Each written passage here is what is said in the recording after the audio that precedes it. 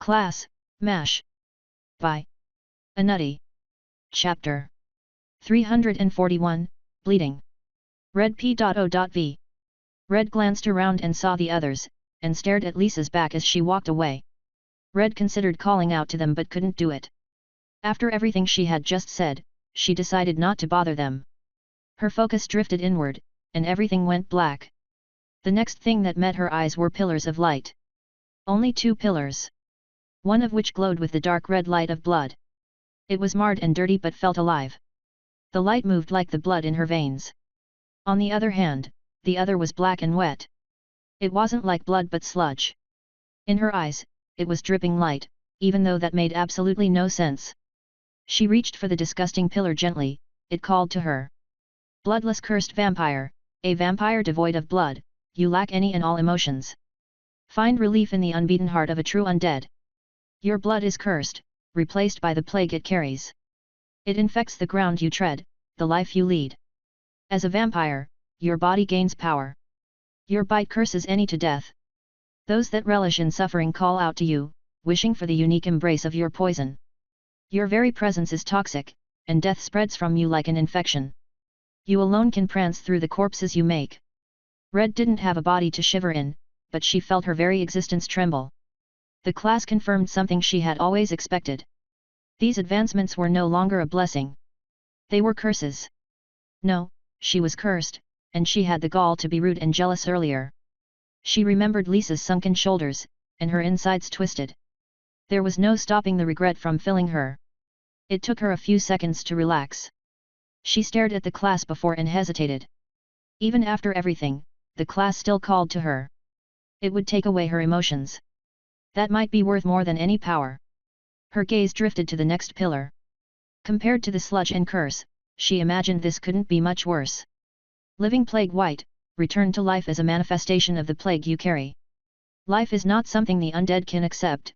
Your fundamental nature will change as the plague brings you back to life. Life is a curse for the dead and living, and your existence is designed to take that curse from others. You do not relish in the suffering of others, but you gain power from it. Life and death have always been opposed yet balanced. Life being used for death is unnatural and new. Life is a curse, and you reveal that truth to them. Red didn't know what to think about this class, but she was certain it wasn't as nice as it sounded. Not that it sounded particularly friendly, but she doubted a class could simply return her to life. She had never heard of an undead doing that.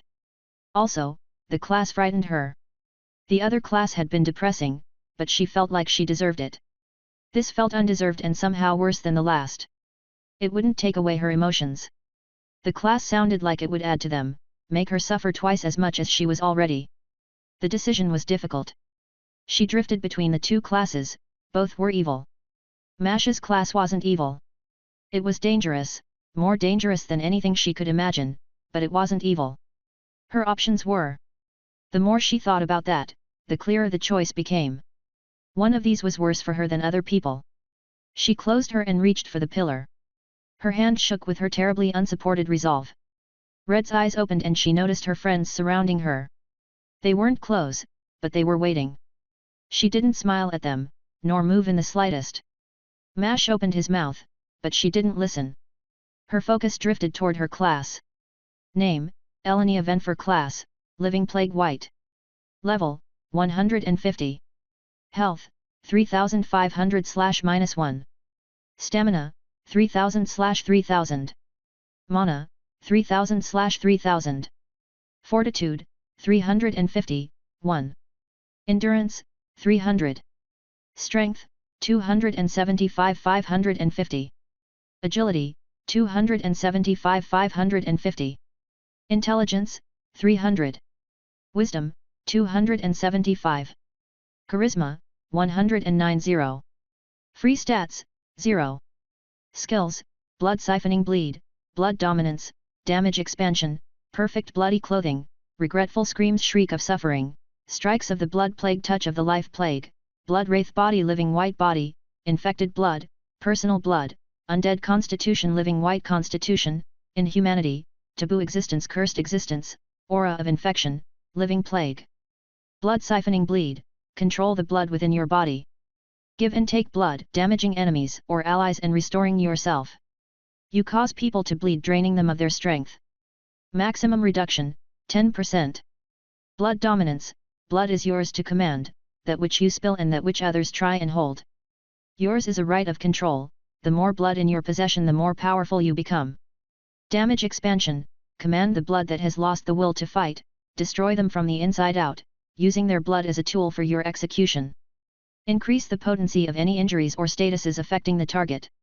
Perfect bloody clothing, blood is naturally a part of your life and has adapted to become whatever you need. Whether it be a regal dress, a dense armor, or even a casual shirt. Blood will always be close to you, bending to your will and becoming exactly what you need. Regretful screams shriek of suffering, having learned of the pain of life, you can impart that same pain to others. Let your blood scream out, resonating with the blood in others. Give them a taste of the death you have survived and the life you suffered, impart to them that which you hate in yourself. Strikes of the blood plague, touch of the life plague, unique, passive. Every attack spreads your disease to your enemy, bringing about an inevitable death. Each strike after the first further increases the damage and speed of the infection. Life is inevitable, the plague will maintain the suffering. Blood wraith body, living white body, unique, passive. You have chosen to return to life, sacrificing the body that had protected you. Instead, you live by the plague that burns through your body. Your health will continuously increase. The rate increases the closer you are to death. Infected blood, passive. Your undead blood is unnatural. As such it is toxic to any that taste it. Even the undead could not taste your blood without consequence. The effect of your blood spreads to others. Contact is the only thing you need.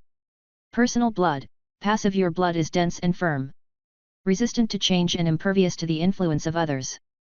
Your blood can be sharper than a sword and harder than a shield. Your own mind influences the effectiveness of your blood. Your resolve hardens it while your weakness makes it more infectious. Undead constitution, living white constitution, unique, passive. You have the body of a living white, gaining their unnatural strengths. The first of your kind. Your power is that of a white that has stolen its life back. In humanity, passive. Giving up your humanity has improved your body, improving your natural defenses, and regeneration. Taboo existence, cursed existence, passive. You have cheated even undeath and returned to life. All those that gaze upon you know that you are alive. Aura of infection, passive. Your very presence is a disease. Increase the negative thoughts and effects of your enemies, by siphoning them from your allies. Your body acts as the conduit. Living plague, unique, passive. Your blood carries the plague of life. Your very life is tied to it. You no longer kill. Each of your skills changes to infect the target. They suffer as they live. Their health increases with each of your actions. Only they can choose to die. When they do, you gain all of the life that they have. You alone will bear the curse of life. Mash p.o.v. Mash looked at Red and he knew that she was alive. Not undead or made of blood, but alive. He didn't even know what he meant by that, but he stared at her for more than just that. Her skin was sickly. Before it had been pale, but now it was sickly. Some places of her skin were darkened and miscolored into a black that would have blended in with her shadows. Her features weren't much changed beyond that, but her hair was grey now. It was no longer the beautiful shade of red that had derived from her namesake. Now it was a dirty grey that didn't match her otherwise youthful body. If anything, she looked younger than she had before. You de-aged, I mean you're younger. He said the words aloud and then thought about them. Red, or maybe grey now, was young. Young enough that she could have passed as 13. It didn't make sense. All their bodies had developed and matured as they gained stats and levels, but hers had done the opposite. She wasn't weaker, Mash's domain told him that she was significantly stronger now.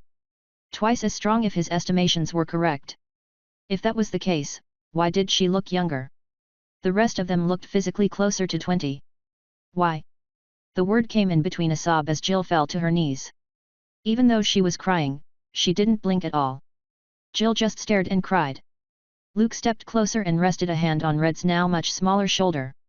Mash just realized that her body had shrunk a little too. It wasn't very noticeable, especially since her clothing had adjusted to the change. Mash saw Luke's hands glow, but then he stepped away. His hands were shaking a little. He muttered something under his breath. My magic doesn't work on you. Mash was close enough to hear, and he stared at Red with even more confusion. The level 150 advancement was something he had skipped, but now he wanted to know what he had missed. Lisa and Red had their bodies fundamentally altered. Mash slid over to Jill. He spoke quietly. What do you see? Her insight skill was apparently very literal in what it displayed. He had no doubts that a literal display of his race or powers would be terrifying. She flinched when he spoke, and he felt a little bad about approaching her. He had suggested giving her some space, but she had refused. She had said that she needed to get used to him. He smiled a little when he thought of it. His friends would stick with him despite what he was. She didn't turn to face him, but she did speak. Suffering. Pain. Regret. Take your pick. She was whispering her words as she stopped crying. Mash frowned at the explanation. I don't know what that looks like. It looks like she is covered in wounds. No, it's more than that. Her body is dying backward somehow. Jill was clearly struggling with the explanation, but her description didn't help at all. Dying backward? How does that even? I don't know. I can't explain it any better than you can understand. She shouted those words. It left an awkward silence in the air as everyone else turned to face them. He didn't spot Ithas though. Mash glanced around for the dragon and found Ithas standing apart from the group. He saw her wariness and called out to her. What do you see? It was the same question he had asked Jill, and he wondered if the dragon had a similar insight. Ithas turned toward him and spoke very slowly. Her curse is not something an immortal would enjoy. It is more dangerous to our kind than you could understand. It is also something I have never heard or seen before. The fact that Ithas hadn't said more than needed made him take 2 steps back. He had never heard the dragon act seriously and assumed she had a good reason for it. Red shook her head. I can control who I spread it to. Mash relaxed a little bit, but Ithas didn't get any closer. As dense as he could be, he noticed the rather terrible atmosphere. He coughed. Let's spar. You all have new powers and I'm the perfect person to test them. And Luke, you should go do your trial. Chapter. Crystal Skills. He crumpled the scroll in his hand, the thin paper bent as he squeezed it. He stared at the guild master's door before him and hesitated. Dark brown wood, with a silver frame that sparkled from regular cleaning, made it seem expensive. The fact that it was 10 feet tall made that expense frightening, and the permanent blue lighting of the building made the door feel ominous. They really should change from the blue lights to the colorless ones, even if they were more expensive. The door was as imposing as the old woman behind it. The guildmaster was a nice enough person, but she wouldn't be happy with his objections. Assignments were completed without questions or hesitation, his connection to her wouldn't matter one bit. It was practically the motto of the Scribes Guild to never discuss anything of import, so most people in it never talked about work and never with the guildmaster. Ness was about to do just that, and he didn't like the idea. One hand held the scroll tightly, and he moved the other through his black hair. He pushed it back as best as he could and flattened any loose ends. He alone had the privilege to meet the guildmaster freely, and she would tolerate far less if he didn't look neat. As such he patted down the black vest of his uniform and adjusted his tie briefly. He made sure his shirt was tucked in properly, and adjusted his glasses. As he pushed his glasses up his nose, he wondered why he was even wearing them. Slowly, he took a long breath and pulled his glasses off. The guildmaster would understand. Knock. Knock. His gloved hand struck the door loudly. He had already made sure that no one else was inside, but he still knocked regardless. The last time he had walked in uninvited had ended in a month of work without pay. It was not a fate he wanted to experience again. He waited patiently for the response, and after a few seconds, he got one. Don't just stand there. Come in. The voice from the other side was old and snappy. Her voice held all the responsibility of someone who acted like they had lived far too long already. He sighed audibly as he pushed open the door, and he tried not to sound annoyed in his response. Last time I did that, I got punished, Grandma. His grandmother smiled slightly when she heard the familiar name. The name that had stuck around, ever since he mispronounced grandmother as a kid. Grana, it wasn't her name, but she hated it when he addressed her any other way. Back when he had first moved to Leonard, he struggled not to blush when saying it. No, I did that because you lost 3 gold coins gambling. The door thing was just an excuse, although if that is the reason you have been so quiet recently, maybe I should punish you again. She replied easily while continuing to scribble away on some document. Despite being nearly 80, Her hands moved in a blur across the page. Wait, really? The sudden realization that his hard work and fear had been for nothing made him fumble a clever response. He decided it was time to bring up the assignment. She couldn't have a clever response for that one. Just thinking about it made him angry, and the anger helped him compose himself. Fine, that doesn't matter anyways. What in the shades is this? He held up the now crumpled scroll to her. She didn't bother reading it, but she did set down her gilded pen. She didn't say anything, just crossed her arms over her chest and leaned back in her large cushioned chair. Her black eyes met his and didn't waver in the slightest. Both of their eyes were colored black from their skills, so he couldn't see where her iris ended, and her pupil began. She saw the same thing in his own gaze as he matched her. Then he faltered. Sorry, but I'm serious. I'm not doing this, I'm a scribe, not a warrior. He broke first. He hadn't meant to curse, but it had just come out, and shades wasn't the worst thing he could say. Despite the apology, he pushed her for a response. Yes, and all you will be doing is writing letters. It is perfectly safe. Her voice didn't sound annoyed, but condescending as she disregarded his anger. I can do that here, I don't need to go the Eastern Front for that. I'm a scribe, I'll die. He couldn't keep his voice straight and had been nearly yelling at the end. Plus, he was angry. How could his grandmother send him to a battlefield?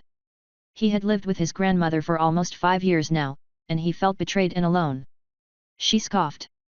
Please, you'll be perfectly safe. I'm sending you to Fort West River. You and I both know that it is safe. There is standing agreement to spare any non-combatants too. I feel like you're missing the point. I'm a scribe. I have no talent or skills to help me survive anywhere near a fight. And the agreement means little, or am I supposed to tell a random fireball to leave me alone since I'm a scribe? I feel like that won't work. If you say, I'm a scribe one more time, I will stab you. And don't get sarcastic with me. She threatened him openly as she lifted her pen. He nodded. Her grandmother's pen could cut through solid steel if she wanted. Her best skill, nothing may stop my words, was her most famous and powerful ability. It literally made it so that she could write on whatever she wanted, and anything between her pen and the canvas got cut away.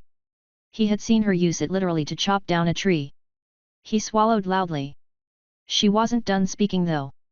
The fort has never been attacked in over 100 years. Furthermore, you are the youngest, and most fit scribe here. Not to mention you have language comprehension, which is the only requirement of the job. Finally, they said they would reward you with a blue job crystal. Seriously? Now that was something he almost didn't believe. Not the part about him being the most fit. Everyone else in the guild, other than his grandmother, was kind of fat and old, and he was mostly fit. He had a little bit of extra fat around his face, but it wasn't anything egregious. It was the last bit that surprised him.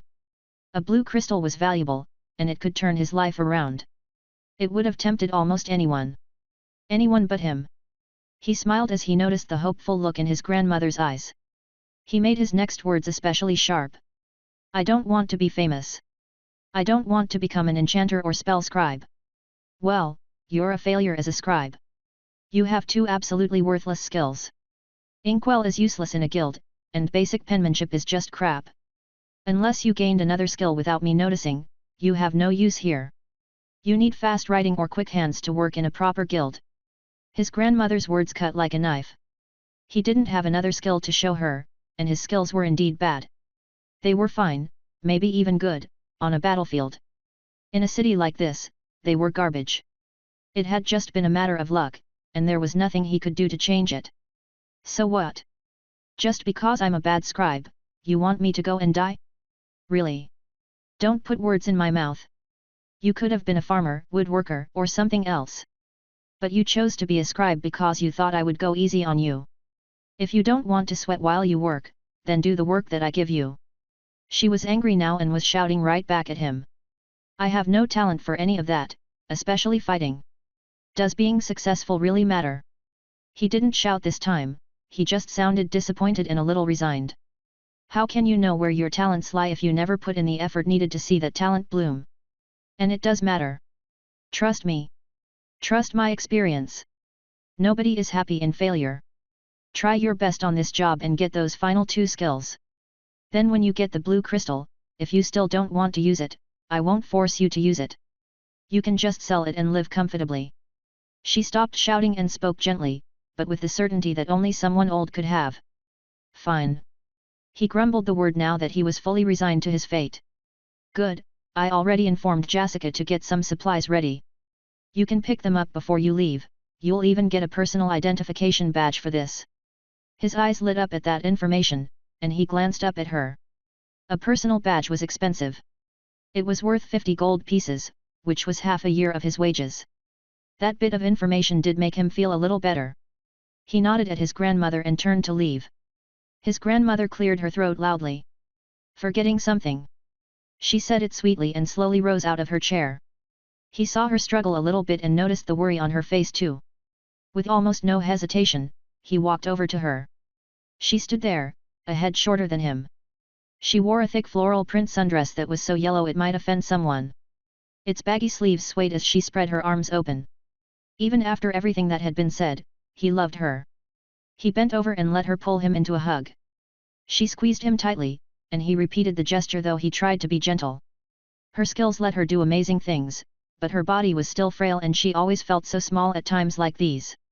Her grey hair brushed against his face, and he really felt just how old she really was. My little mess. Be safe and get cleaned up, maybe then I won't be able to call you that anymore. His grandmother whispered the words to him. He couldn't help but smile at the stupid and familiar pet name. The mission meant that he wouldn't see her for several months, and that fact only hit now. He pulled away first, and almost asked why. If she was going to act like this now, why send him away? Then he saw the expression on her face and stopped. In some twisted way, she was doing this for him, and it hurt her just as much as he. Thank you, I'll see you soon, Grandma. He smiled at her and walked away quickly.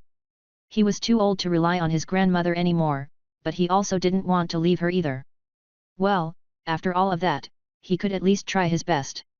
He didn't linger. Mostly because he didn't have that much time left in the city period. The caravan he was supposed to join was leaving in 4 hours. He left his grandmother's office and ran for the stairs. The Scribes Guild was large, and he passed several noticeably open doors. People had been listening into their conversation. He ignored the smiling faces who waved or said goodbye as he ran. When your grandmother ran the guild, every old person tended to treat you like their own grandkid. He didn't have the time to talk to each of them, and just one conversation would start a dozen others. He ran through the hall, which was lit by mana crystals. It was the most basic type since blue was the natural color of mana. Each other type required an enchanter and was expensive. Most people just used normal candles or lanterns, but his grandmother hated the idea of fire within the guild.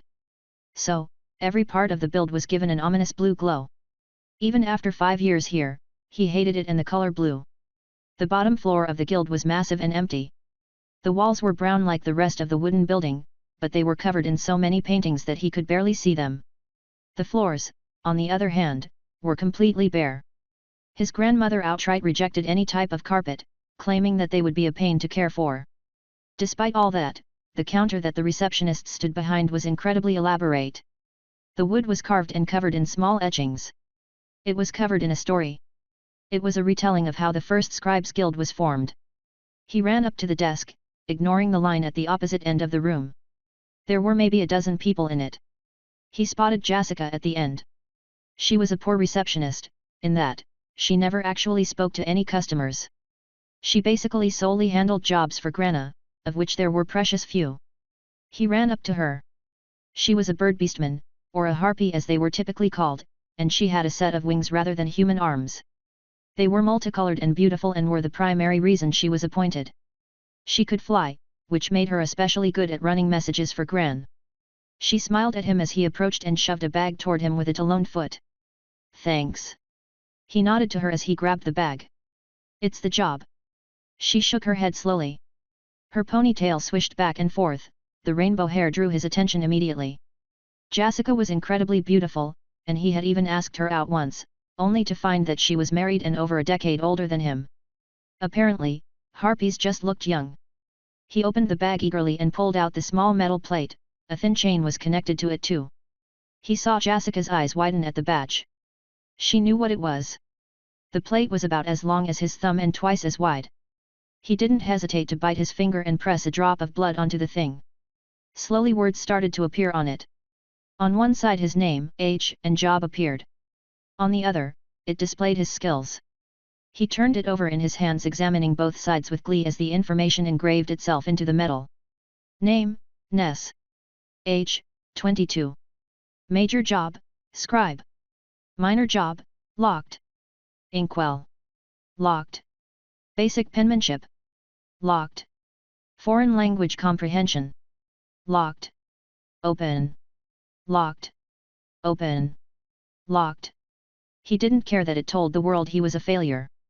So, what if most people his age already had all 5 of their skills and are saving up to buy another job crystal?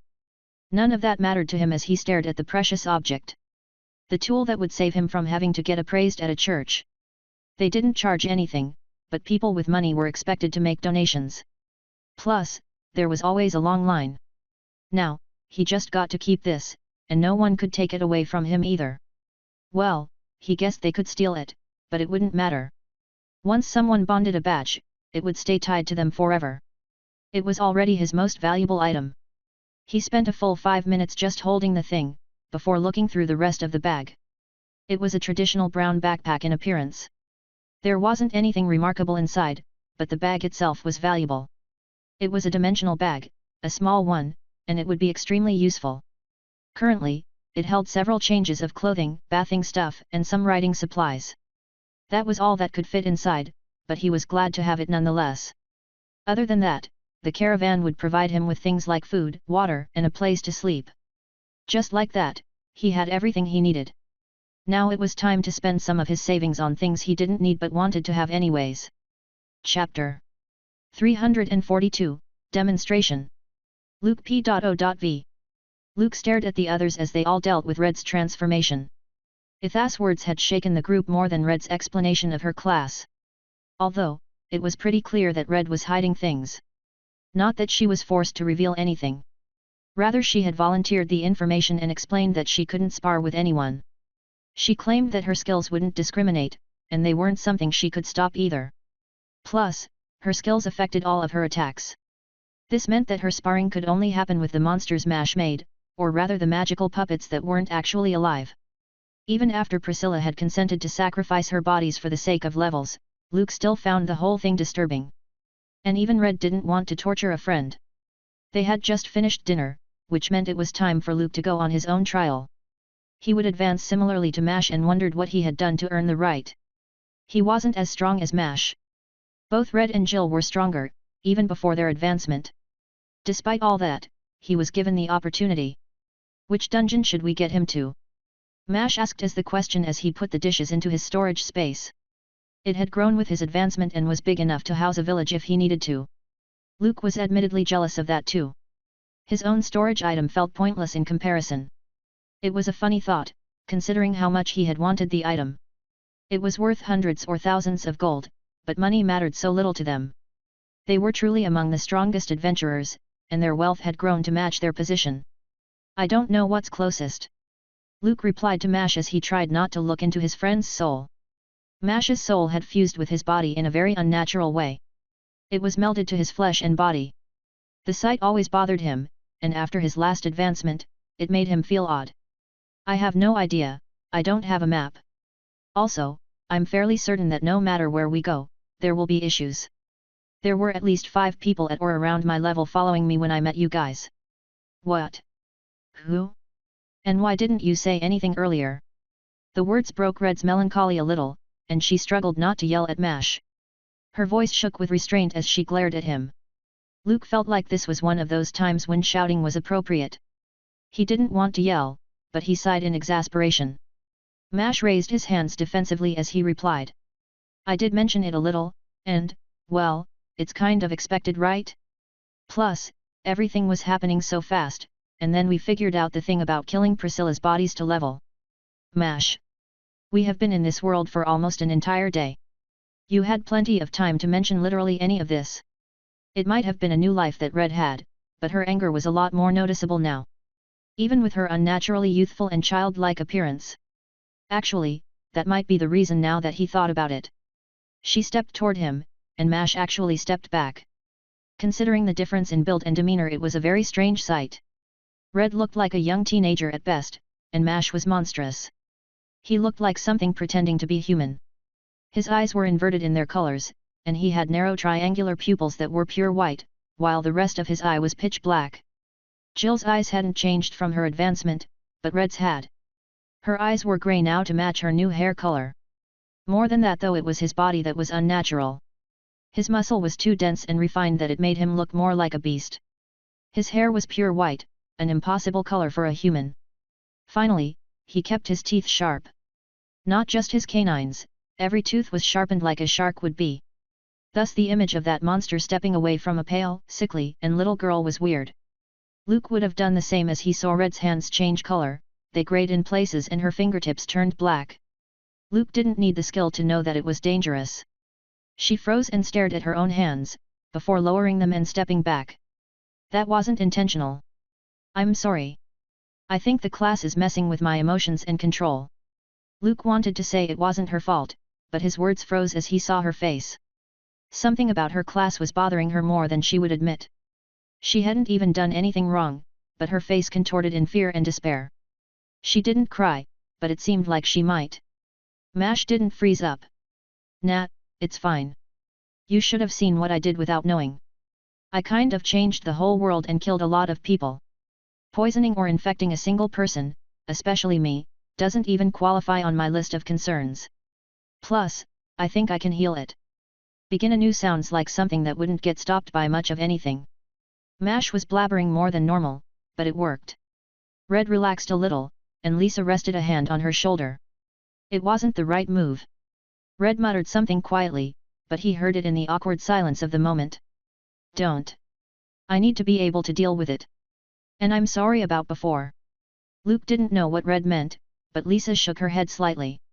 It was hurtful, but I can deal with words. I have dealt with worse. Also, I don't need to soothe you completely, I can help you deal with trauma. I've done it before. A lot. Lisa sounded so understanding and patient that it revealed the truth of her statement. You shouldn't have to deal with it. Least of all from me. I'm sorry. Stop apologizing. Your class changed, and not in a way that you wanted or liked. I know what that feels like. Luke heard the exchange and felt the sadness behind the words. The emotions they shared that he had no right to interfere in, and he felt a little jealous. Not of their relationship, but of what Lisa could do. He could heal people's bodies, but he didn't know how to help their minds. In truth, that made him a poor healer, and he knew it. Normally, healers would devote their lives to the task and would learn to do more than their skills would allow. That was what Mash's sister was doing. Seeing Lisa, he couldn't help but wonder if he should do it. That was a nice thought. He couldn't commit to it. Despite everything, he wanted to help his people. Even though he couldn't support the Beast King's war, he wanted a place for beastmen just like every member of his kind. He would carve that place for them eventually. That mattered more to him than healing or supporting the kingdom. If he had believed that the Beast King could succeed, or that his cause was noble, Luke would have supported the man. It wasn't a noble cause though. The king had forced war upon his own people, and his actions would ruin the frail acceptance that had been established. Mash nudged Luke to get his attention. Jill was beside him too. I think you should go to your trial. I think we should leave them alone for now. He gestured at Red and Lisa with his shoulders. Luke nodded, but Mash's suggestion brought him back to their earlier discussion. How? The portals aren't safe. You said that. I figured that out. Mash's portals are dungeon portals. He can just open one up to an old dungeon, and you can do the trial. Easy. Jill smiled as she proudly shared her insight. Luke gaped at her. Isn't that wrong? It feels unfair. Jill grinned even wider at that. Yeah, so? Did you not just see what we did? Luke felt like an idiot for not realizing it sooner. Mash nodded in understanding. It was his skill, but it was clearly Jill who had come up with the idea. Yeah, we will go with the same plan as last time. Hope you have as much fun as I did. Mash did not sound happy, but he summoned the familiar arch and a portal opened as he spoke. Luke stared at it for a moment. This was sudden. Extremely sudden, he stared at the portal skeptically. What if it didn't work? Or what if he died alone? The fear made him hesitate. Maybe I should wait. His voice tapered off as doubt filled him. Jill shook her head and vanished. She reappeared behind him and shoved him into the portal. Nah, good luck. Luke stumbled through the portal. Mash p.o.v. Mash heard the closest approximation of a curse he had ever heard leave Luke's mouth. He couldn't even hear the whole word, but it felt like it was a curse. Mash faced Jill. He is going to get his revenge for that. Jill smiled at him. No, he's too nice for that. And he'll be fine. You know it. Yeah, that's probably true. Want to spar? Ithas, you can join too. The dragon was far away but he felt like she heard him anyways. She claimed that she wasn't eavesdropping, and he imagined she wasn't. Her hearing was just good. She nodded and dashed over in the blink of an eye. Do I need to remain in this form? I am far weaker in it. If you want to practice in it, sure, but you don't need to. The spar won't be too difficult either way. We need to go easy on Jill and Lisa if they join. We'll have to figure something else out for Red. Jill spun on her heels and glared at him. Go easy on me? I'm the closest to invincible here. Yeah, if that even matters. While me and Ithas might take a lot more hits, you can't take a serious attack from one of us, at least not without risking your life. Mash replied bluntly. He could have been more tactful, but then he might say something stupid. It didn't go over well either way. I can see into the future, and I have an invincible shield. Her voice had gone up an octave, but she wasn't shouting just yet, so Mash was able to interrupt easily. Yup, you do. Maybe we should do some demonstrations before sparring. I actually haven't seen Ithas do anything yet. Hey, that's not true. You saw me fly and turn into this. Ithas responded testily as she gestured at her body. Mash ignored her mock offense. I think Lisa and Red would also be interested in that. Jill's anger faltered a little since she was probably just as interested as the others. Mash had told them of his abilities, but he hadn't shown them off yet. At least not to the same degree. He still wouldn't risk using the aspect of change around them. Immortal though they may be, he didn't trust it yet. The other aspect would be fine though. Fine, let's do that instead, but you go first. Jill teleported beside Lisa and Red, who were both watching him swell. Mash looked at Ithas who hadn't moved. She saw his look and walked over to the others. Even if there wasn't a proper stage, he didn't want her standing right next to him. Mash looked at all of them. He considered mixing a ton of magic and doing another explosion but thought better of it. He was a bit too close to the others for that. He did the other thing instead. He held a hand up in the air, grinning like a mad fool as he got to show off. The sky flashed.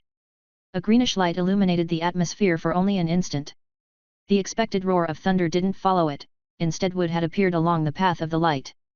It branched and split as lightning would, and it spread across the sky. It lacked leaves or green of any kind and looked like a dead shrub more than a tree. Even still it had arced and split a dozen times over and stretched far beyond his domain. His domain let him see the open mouths on all of their faces, even Ithas just stared at it dumbly.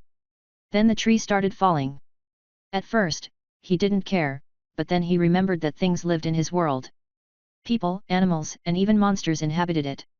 A tree that large, even if it was a thing, would do damage. Control it. It is connected to you still, make the branches pierce the ground and hold the main structure up. Mash nodded and did as Priscilla commanded. When he finished, it left his world with the strangest looking tree he had ever seen. It was almost like a skeleton's ribcage, if it consisted of many intersecting bones, and was made of wood. Either way, it was an ominous sight. Then he smiled and turned toward the others. As if he had meant to do that, they didn't believe him for a single second. Chapter 343, Breathless. Luke p.o.v. Luke half stumbled through the portal. He managed to turn his head and catch a glimpse of Jill encouraging him with a thumbs up. Despite that, he could have rejected the trial and just entered the dungeon normally. Although, he didn't do that. This trial was meant for him, and he was ready for it. Even if he did need an encouraging shove to get started. His heartbeat still increased, and he felt his breath leaving him as he plunged into the portal. The world slid out of focus for a moment as he traveled through space, blurring like when Jill teleported him somewhere. When his vision finally returned, he was left in an empty dead land. It was a grassland after a fire had turned the grass to ash. Some remnants and patches of grass remained, but they were blackened by burns. Nothing dared to blemish the barren land. Not even a cloud to blemish the starless sky. It was night too, and the land would have been pitch black but for the souls. Souls, just souls, illuminated the space around them. They were chained to this world but had no bodies or minds. There was maybe only 50 or 60 total, but they were spread out around him. Some hovered in the air, while others were half buried in the ground. Few moved, those that did travelled slower than a snail. Those that could move, drifted toward him on a phantom wind. The world was devoid of even a breeze. It took Luke a moment to realize what that meant. There was no air in here. He could breathe, and his lungs and body strained at the realization. Instinctively, he tried to suck in what air he could, only to grasp at nothing. In a place devoid of air, he couldn't even cough properly, and his attempt at breathing came out wrong and broken. His mouth opened and closed as he grew more desperate. Fire! Within the first few minutes, it felt like the insides of his throat and lungs were burning. Then he healed. He pushed what magic he could inward, and found it lacking. His body healed, and he could move despite the lack of air, but it didn't stop the burning pain. To put it simply, his healing couldn't provide his body with the oxygen it needed. It could keep him alive without it, but it didn't stop everything. He had never considered a tactic like this, but he understood now how devastating a power like this would be. At some point, he had fallen to his knees. He couldn't stay on the ground though. His magic would eventually run out, and he would die choking on nothing. He stared at the souls in front of him. They shone with subdued blue-gold light.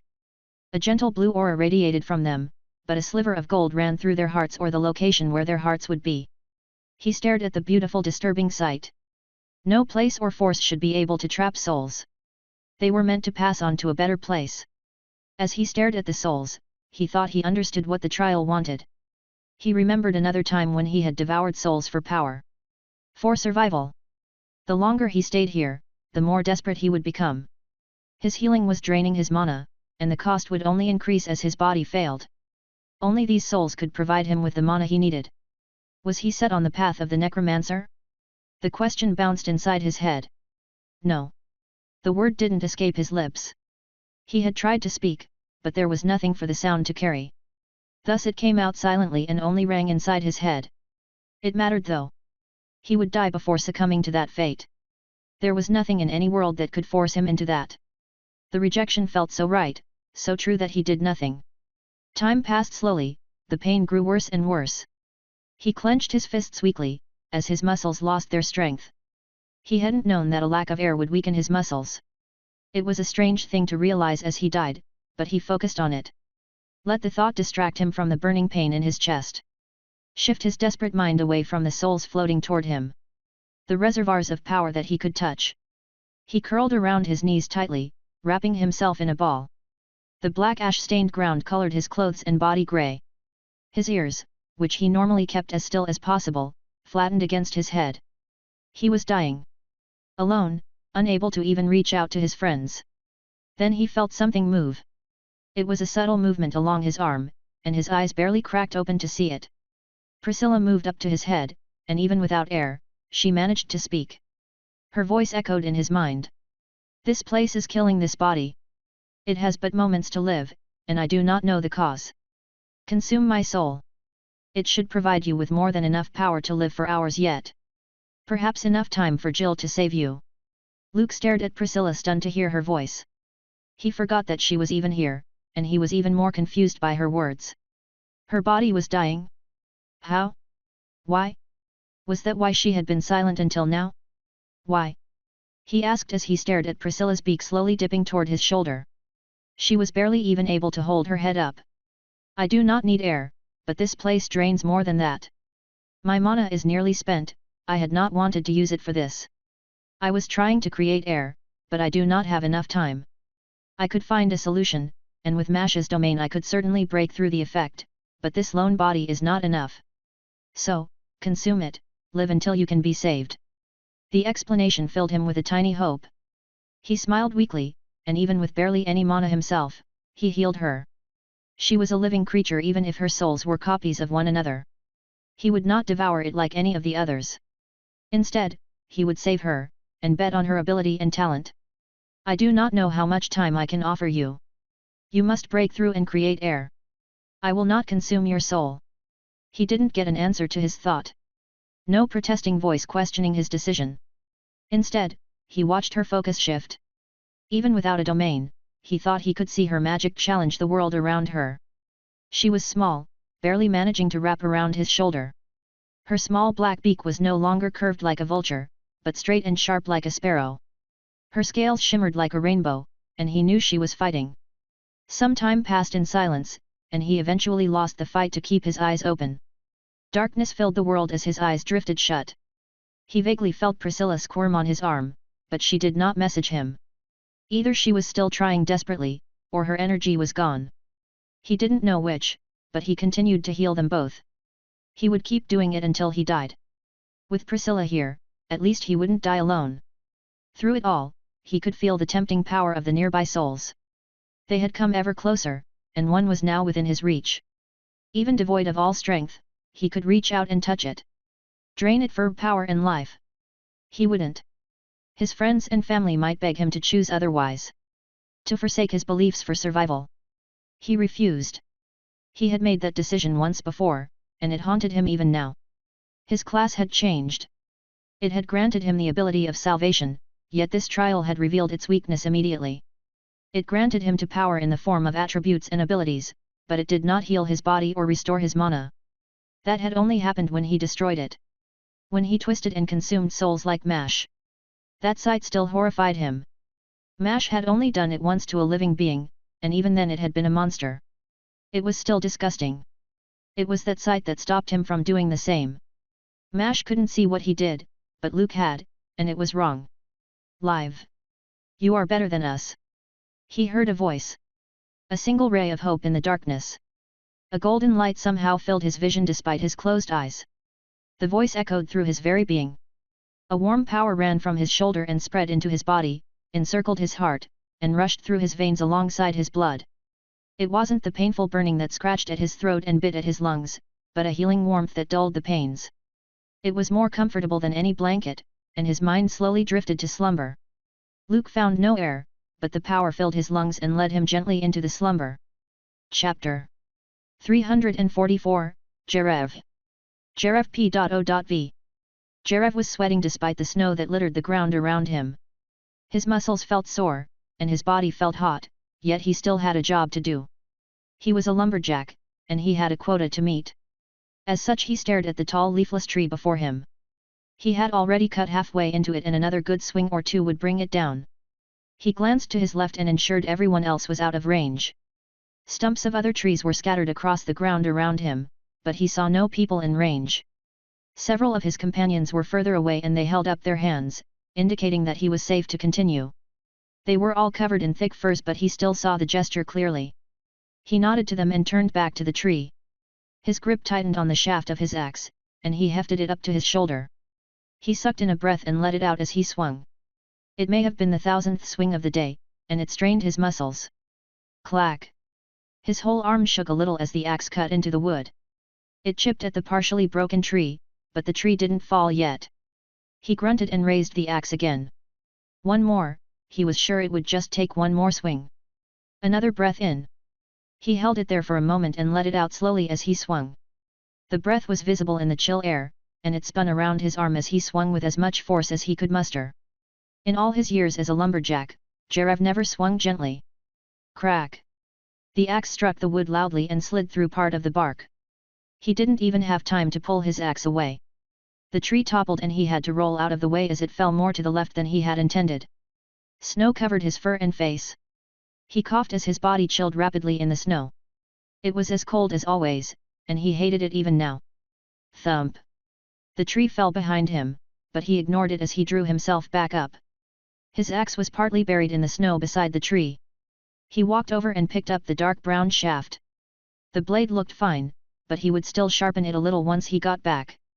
Axes were expensive, and he found that a little maintenance helped a lot. Jarev. That was the last one for today. Grab some jerky and soup and head home.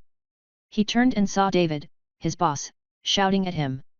Jarev waved at him and walked back toward their camp. The jerky wasn't very enticing, but the soup was. Jessica would love a hot meal now, and he was eager to return home. The camp wasn't much more than a hut, but it had water and food inside. They always got enough to take home to their families, which was a huge relief for him. He couldn't cook to save his life, and his daughter wasn't much better. She at least remembered to use salt, but neither of them had a talent for it. He smiled at the thought, as he walked into the wooden hut. Inside he found a few claw pots sitting over a fire. The soup still bubbled. Despite the heat, he almost reached for it anyway. Then he thought better of it and simply used the long tongs to grab it. He hoisted it onto his pack. He had a rectangular pack with a basket at the top for exactly this kind of thing. He put the soup and jerky side by side, and covered it with some fur. That way the soup would stay hot. After checking to make sure there wasn't anything else, he left. The walk back home wasn't long or hard. The dirt path was always empty of snow by now, so he wasn't worried about slipping or falling. A pot full of hot soup might worry someone else, but he had made this same journey every winter. His house was halfway down the hill, in a small home that was separated from the rest of the village. He still remembered his wife's love of the place. She loved the solitude and claimed that she would walk twice as far if it meant freedom. He didn't argue and had just worked to make her the best home she could imagine. Now that she was gone, he felt a little bit more alone in it. He smiled though as he approached the house. Jessica was inside, and she deserved a smile. Then he got close and saw the door. It was slightly open, and he knew something was wrong. Jessica always locked the door in the winter. She absolutely hated the cold and wouldn't let even the smallest amount of heat out if she could avoid it. He called out to her as he rushed through the door. "Jessica! Is everything all right?" The words were desperate, and he would be embarrassed and angry if this just turned out to be a joke. She did like pranks, but he felt a twisting knot in his stomach. He pushed through the hallway that felt too long and stumbled into the main room. The fireplace burned quietly, and he saw Jessica kneeling in front of it. Relief washed over him for a moment. Then he saw her hands. Jessica clutched at her neck as blood ran around her fingers. It stained her thick brown dress and spilled on the ground. The dripping noise stunned him. He just stared at her confused and disbelieving until he felt a prick in his back. A sharp pain brought him back, and he swung to see a man drive a knife forward. The blade slammed through Jarev's coat and drove into his chest. He stumbled but didn't fall. The image of his daughter clutching her neck vibrated in his mind, and he acted without thought. He moved faster than he ever had before. His hands found the hilt of the axe, and he swung like he had 100,000 times before. The axe struck true and pushed it with all the strength he could. The strength of a lumberjack who had spent nearly 2 decades chopping wood. The lumberjack who sharpened his axe daily. His swing was mightier than a bear, and his axe ripped through the man. Jarev didn't pay attention to him and turned toward his daughter who had fallen. He fell to his knees, ignoring the pain in his own body as he called out to her. "Jessica, please.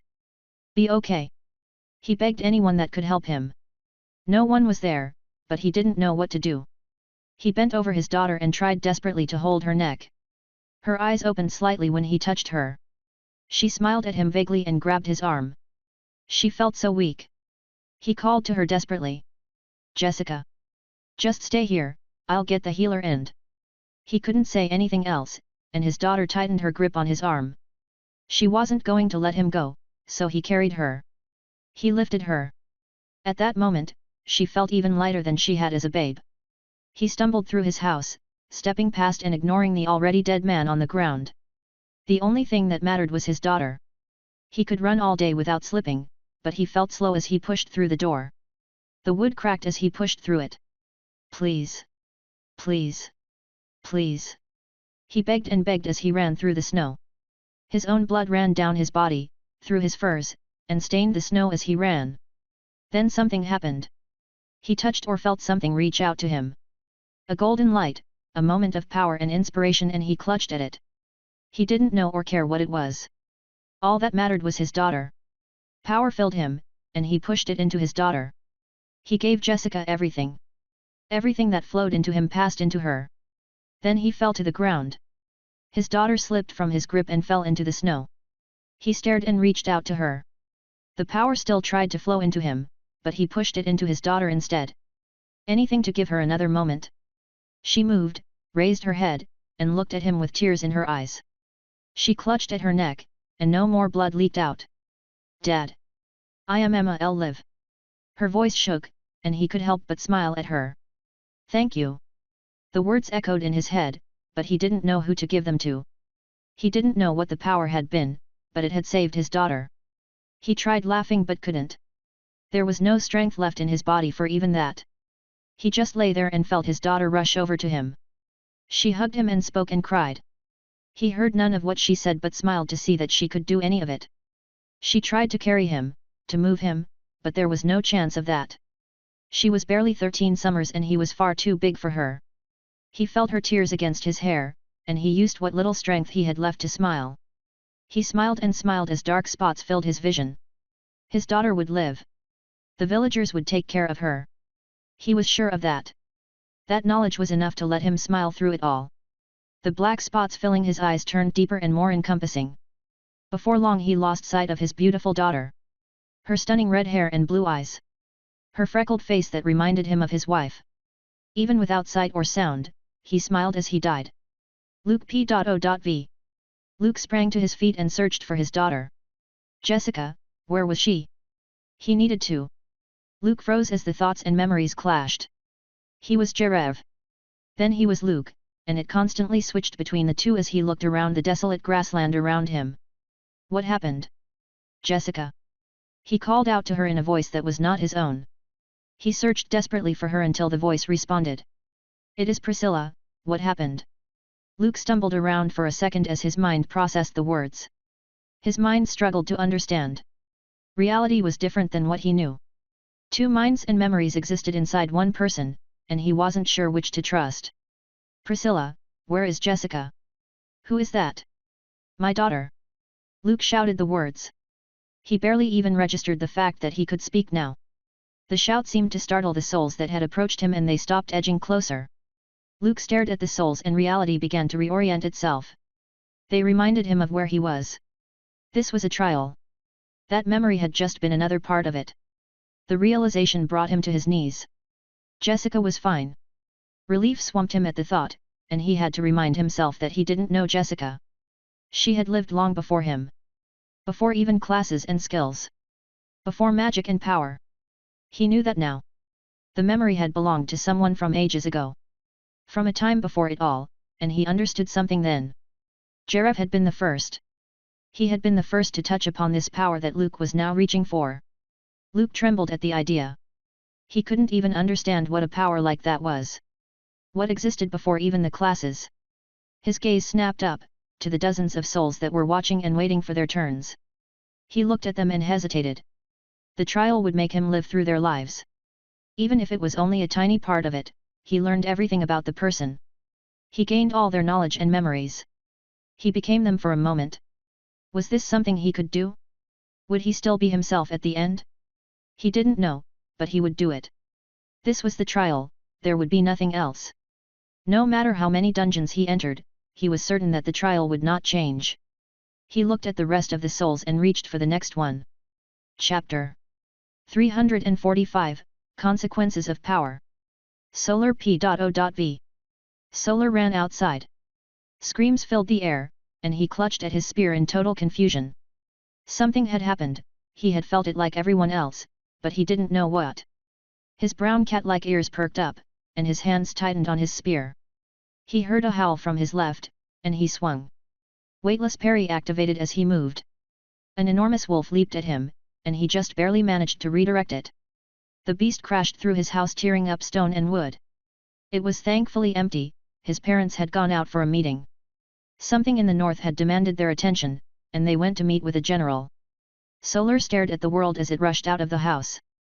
The house hadn't been large, but he had hoped that a building falling on the thing would do something. This was one of the king's beasts, right? Why was it attacking him? He didn't understand, but he rolled out of the way as it lunged. He heard a shout from his left. Duck! He did so and saw a glowing arrow pass over his head. It struck the wolf in the side and erupted into sparks. The creature shook it off as if it had been a match. Solar groaned and raised his spear. It was glowing as the enchantment at the tip activated. The spear wasn't complicated, it was a spear of frostbite. More arrows passed to his left, but the creature ignored them and leaped at him. He stabbed forward even though the beast was well out of his range. A thin length of cold air shot from his spear and traveled through the creature. It froze a moment later, leaving a paper-thin stream of ice in the air. It melted instantly and turned into a fog. He smiled as the wolf winced and fell to its side. The creature wasn't dead, but even it could shrug off that skill. Frozen Touch of the Damned was a powerful skill. His strongest in fact, since it targets the soul. He had one other that could harm a person's soul, but it had been banned by everyone. The king himself had threatened execution if it was ever used. It's not alone. He saw the girl with the bow call out. Mara looked disheveled, her armor was cut but he saw no visible wound. Her orange spotted tail was wrapped around her waist like a belt. A healing skill, item? When had she gotten that? Since when could you heal? Since today. Guess who's level 60, bitch? She was shouting in glee, and he felt a slight prick of jealousy. He was still level 58. It was only 2 more, and he couldn't have imagined leveling so quickly without the war, but he wanted more. He wanted 100 more levels. To be one of those that could truly change the tide of the war. Everyone wanted that, and they were leveling quickly. The Beastman King had a skill that was making them level faster. It was the main reason so many people were supporting him. More wolves crept into view, and he sucked in the snide remark he was about to make. What happened to the king? Why were monsters running wild? 5 or 6 wolves might be manageable, but he counted 10. Too many. Run! He shouted the words. Frosted Fog Dash activated as he turned and ran toward Mara. She turned and started running too. Fog filled the air behind him, covering his tracks and presence as he ran. The wolves snarled and chased after him. If not for his recent levels he would be too slow, but now he could barely keep ahead of them. His skill would slow them while it hit him and Mara. He hoped it would be enough. They weren't really running anywhere, in particular, just aiming for the nearest outpost. He saw the tower up ahead and saw arrows falling from it like rain. They struck at things he could see. If they could get to it, they would be safe. He kept thinking that until he saw an enormous whale crash into it. The sky whales. The king's strongest beasts. They were rampaging through the skies. They nearly looked like clouds themselves, but they had weight and power behind them. They fell upon the ground like comets, tearing up people and buildings like fish. He stared in disbelief as the whale that crashed into the tower bit it. Its jaws slammed through the top of the tower, ignoring all of the arrows and skills that had struck it. Thud! Something crashed overhead. The air cracked from the sound, and a whale fell from the sky. It crashed into the ground with another thud and left a half crater in the ground. He stared up and saw people fighting in the skies, and he realized that this was happening everywhere. Mara slowed beside him as she took in the sight too. No. The word was barely a whisper as it left her lips. He turned to her and saw the fear in her eyes. He was sure his own expression mimicked hers. What do we do? He tried to stop his voice from shaking. She shook her head at him, and her bow slowly fell to her side. This would be the end of their people. She knew it as much as he did, and she was just as lost as him too. Howls filled the air as the wolves caught up, and he glanced around at the shadows surrounding him. He forced himself to move and dragged Mara forward. Move. We can't die here. Where? We are doomed, all of us. She screamed the words at him. He stared at her and turned toward the skies. Whales fell as more died. People fell too. The wolves around them howled, and he knew she was telling the truth. They were a doomed people now. Whatever had happened in the north, it had killed them. Did they even know? He cursed whatever it had been. The anger and hatred granted him some resolve and he looked to Mara. I'm sorry. When this is over, kill me, but I will save us. Mara turned to him confused. She did not know of his skill, but she would find out now. He turned to the fallen bodies around him. The people and beasts that littered the ground and felt a connection to them like no other. He touched at the sliver of golden power that hovered over everyone that died. He knew what it was, a shard of their soul that lingered because of his skill. He touched it and corrupted it with a word. Rise. The singular word thrummed with a disturbing power, as the dead rose for his word. Mara shouted in horror and disbelief, but he saw the light of hope touch her eyes. Luke P.O.V. Luke froze, realizing that the memory this time had been from less than a week ago. Anger, hatred, and fear rushed through him as Solar's life mixed with his. This one was strange though. Solar wasn't dead. Instead, this memory had been from when he abandoned the path, Luke realized at that moment what the trial was showing him. It was the lives and decisions of people who could have reached this divinity. Those that had failed for one reason or another. Luke looked around at the remaining souls. There were maybe 24 left, and he wondered how many belonged to his brethren. Anger flashed through him again. Anger that was directed at Mash. Do not forgive him. Solar shouted through him. At him, as if it knew him. Luke shuddered as the necromancer's emotions and thoughts overlapped his own. It froze him as the pure hatred surged and roared. It blamed Mash for everything, and Luke couldn't come up with a defense. He could say that Mash didn't know, or that he hadn't meant for it, but those were empty words. Intentions aside, Mash's actions had changed the world. His people would only be one of many affected. Even still he tried to protest Solar's words. No, you don't know him. When he learns about it, he will help. So what? Luke's own voice twisted against his defense. Madness. He was shouting at himself, but the memories and thoughts burned strongly within him. The contempt, the disregard, the truth. Even if Mash went, the damage was done. Solar didn't care about the future or forgiveness. The conflicting emotions and thoughts warred within himself. A battle graver and more dangerous than any he had faced before. It happened just beneath the surface of who he was, and he struggled to come to terms with reality. When he did, he stared at the remaining souls with new resolve. It burned as he reached for the next soul. Luke would be the one to save his people, that was what this power was meant for. Chapter 346, Luke's Ascension. Luke's trial ended as the last soul vanished from the dungeon. With the soul's disappearance came his advancement. The souls had been the only things to illuminate the world.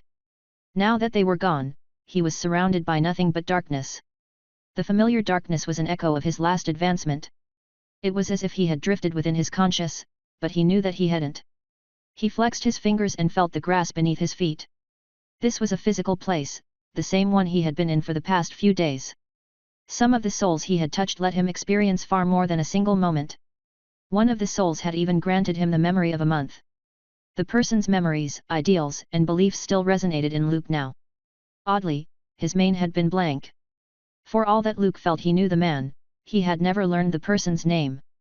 Whenever he tried to focus on it, his head would ache like it was some ancient curse. Many of those memories had belonged to beastmen, and a lot was recent too. They let him see something he had been denying. Mash's actions were wrong. Luke hadn't believed or hadn't wanted to believe it at first, but enough memories and thoughts pushed against any excuse. Fundamentally, he didn't consider Mash a very responsible person and excused his actions because of it. Mash treated power crudely for all he was an expert at gaining it. Luke couldn't see his body, but he felt old. Doubting his friend felt both very wrong and very right. It was something he should have done before. Luke wanted to trust Mash, and had, in a way, twisted his thoughts to do it. A dim light began to fill the darkness. It touched the dead ashy grass and gave it life. The dead world regained its color, the skies regained their stars. Light flooded the world like a glorious storm. The power washed over him, and his mind felt a little clearer. His head had hung with despair, but the newfound clarity let him raise his head and he saw it. A tiny shard of pure golden light hovered just out of reach. The pure crystal was thin as if it were a sliver of something far larger, and he knew what it was. A tiny piece of divinity. An item that would let him break from the class system. It would change him into a god. He looked at it and hesitated. Mash's advancement hadn't been like this, it had been more normal in a sense. Luke didn't understand the difference, although that wasn't what was making him hesitate. He felt like grabbing the shard would end his relationship with Mash. It would certainly change it. What of the others? This might be the end of their team. His hand touched the shard, and everything changed. The world spun around him, the light twisted and spun around him. The vortex of power sunk into his body like the summer sun. It filled him with power and memory. Hundreds, not thousands of years of memories and thoughts followed the power. The class's information bounced in his head with everything else.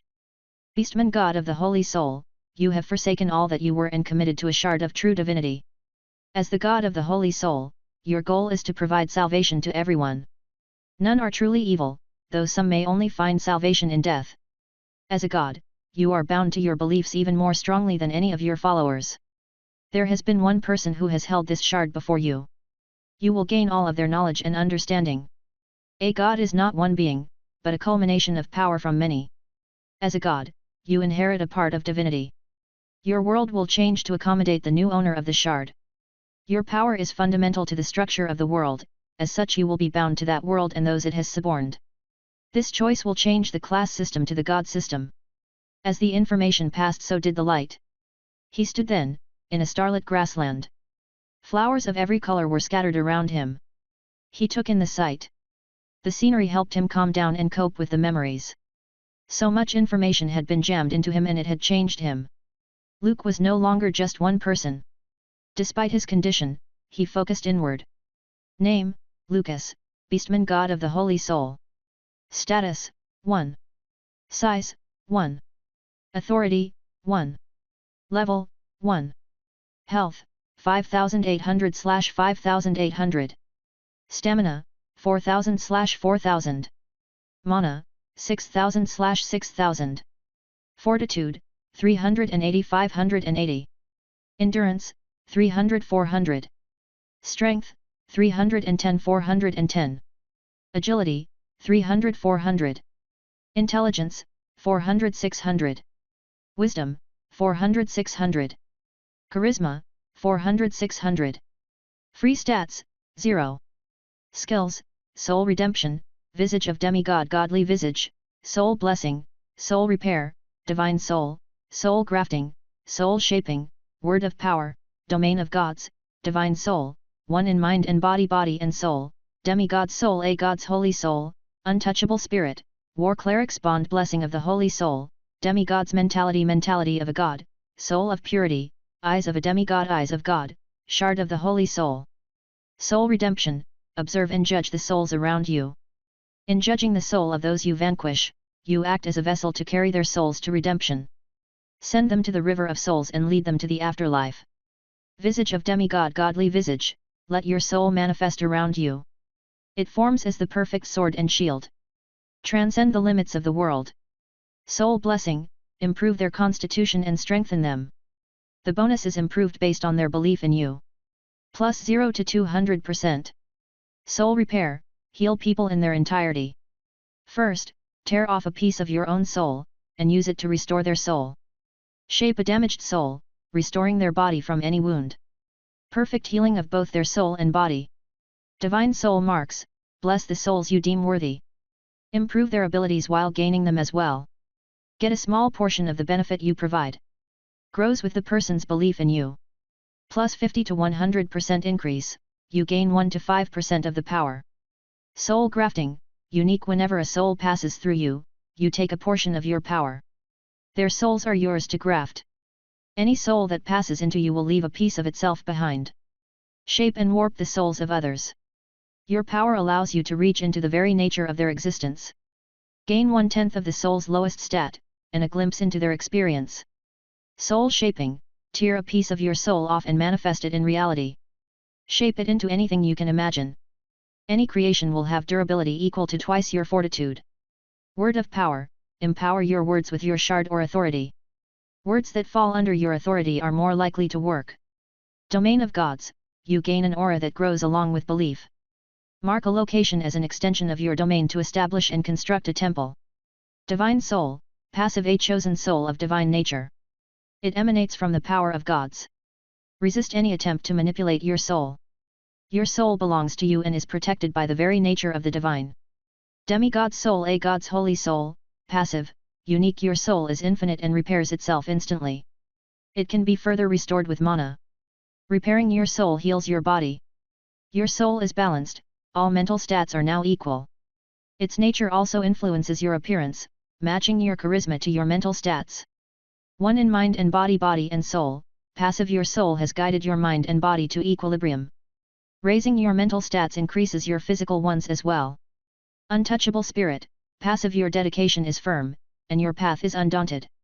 War Cleric's Bond, Blessing of the Holy Soul, passive, unique, those who follow in your path have the right to inherit your blessing. Cast your magic directly upon them from anywhere. So long as the connection is maintained, they are conduits for your magic. Demigod's Mentality, mentality of a god, passive, the chosen path of a god allows you to resist the temptation of evil. Gain resistance to any effects that would manipulate the mind or seal your skills. Your mind is more durable and whole. Soul of purity, passive. Your soul is pure and compatible with any other. Eyes of a demigod, eyes of God, see beyond the realms of mortal. As a god of souls, you gain insight into a person's nature. Shard of the holy soul, passive, unique. You are connected to an aspect of divinity. It changes your nature and life. You cannot die so long as the connection is maintained. Luke looked around and didn't bother trying to analyze his new abilities. He knew them already. He knew what the shard did, and what he needed to do. His friends, if he could even call them that anymore, might fight him. It was his duty though, and he would fulfill it. Mash P.O.V. Mash watched as Ithas chased and attacked Jill. The dragon was admittedly faster than him, a fact that she had brought up several times now. Despite that, she was still slower than lightning, so Jill dodged or blocked her easily enough. It was practically just a game at this point. Ithas would try and hit Jill, and she would block with her singular wing. It was an odd thing to see. If Jill's wing moved quickly enough, it tore a hole in space. He never really understood what people meant by darkness until he caught a glimpse of that. It was an interesting spar to watch. He didn't do nearly as well against Jill. Although, he thought that was just because Jill was more willing to strike back when they fought. Against Ithas, she barely even retaliated. Whereas, she had swatted him into the sky several times. For all that her wing was supposed to be a shield, it was also a really good bat. Whatever she hit just got sent flying with all of the swing's speed. He couldn't block it either. It just dragged him through space, ignoring any and all force on it. Once she advanced and got a second one, she might actually be invincible. At least to all conventional attacks. How do you hit her without magic? Actually, scratch the with magic part. How do you even hit her? He asked Red, who was sitting beside him. She had spent the last hour destroying wooden dolls, and now she was bored. Mash himself had tried punching Jill for a while before giving up. The only other person who was actually having fun was Lisa. She wouldn't instantly die from any attack, physical or magical. Nor did she feel any pain. Finally, she was messing around with her ritual magic for a while now. She had casted several different things successfully on all of them. One ritual had even managed to work on him. It had taken Priscilla all of 2 minutes to break it, and it had taken her an hour to cast. She found it unfair, but there were a lot of things she could do with her rituals, and she had only scratched the surface. Red was about to say something in response, but she stopped. Mash's head swung around as he felt something enter his domain. Luke stepped out of the portal with a face that looked tired. Not old though. Luke had never been bad looking, but now he looked artistic. The fur on his ears was now golden. His whole body was golden, and the stone-like appearance of his arms had vanished. Now his entire body was freakishly gold. He was more a sculpture of metal than flesh and bones. It was the most disturbing change he had ever seen. That being said, he wasn't ugly by any means. In fact, most people probably wouldn't care about his golden body. He looked like the kind of person people made statues of. Chiseled features and a sharp chin gave him a masculine face. His whole body looked more filled out too. Mash waved at him like he had done for the last advancement. Hey! I guess you're a god now. Luke didn't reply but raised a shaking hand up.